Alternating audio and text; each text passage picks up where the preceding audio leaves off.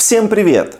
Российское государственное информационное агентство РИА Новости показало, как российская оккупационная администрация выгоняет жителей захваченной Россией части Запорожской области из их домов за то, что они не согласны с российской оккупацией. Первого виновного в дискредитации органов власти РФ выдворили из Запорожской области, с гордостью сообщает издание.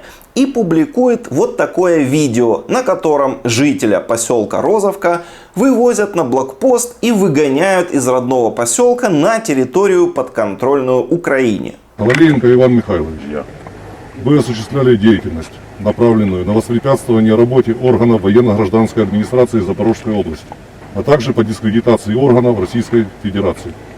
В соответствии с указом главы военно-гражданской администрации о мерах ответственности за совершение отдельных правонарушений, посягающих на общественный порядок и общественную безопасность, к вам применяется процедура принудительного выдворения за территорией Запорожской области. Есть.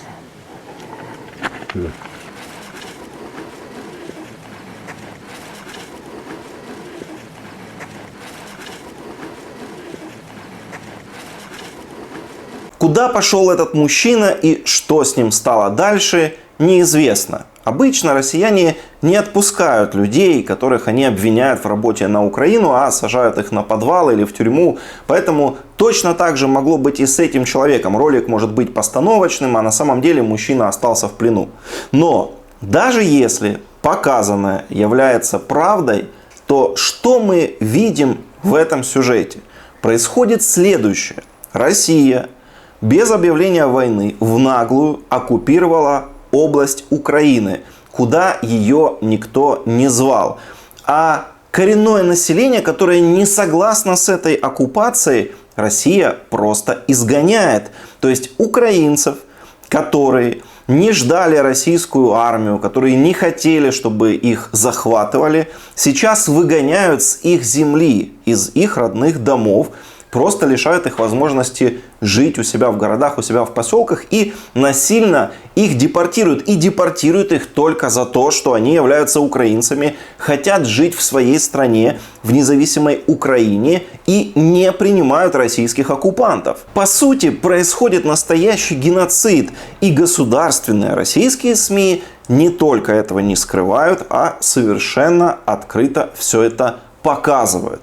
А потом в дом вот этого насильно изгнанного коренного жителя Запорожской области заселятся какие-нибудь россияне и начнут орать, что Запорожская область — это их русская земля, исконная российская территория. Ведь именно так на самом деле все и происходило в 1930-х годах, когда был создан искусственный голод в Украине, в 1940-х годах, когда насильно депортировали из Крыма крымских татар. Украинцы тогда умирали от голода, татар погрузили в вагоны и вывезли, а на их место приехали переселенцы из России. И теперь потомки этих переселенцев рассказывают, что Крым — это исконная русская территория, Крым всегда был российским, Крым — это Россия, Восточная Украина — это тоже исконная русская земля, всегда была Россией и должна быть Россией. А про население, которое там когда-то существовало, никто и не вспоминает. Ну, типа не было, знаете, никаких крымских татар, это вообще непонятно кто, украинцев вообще не существует.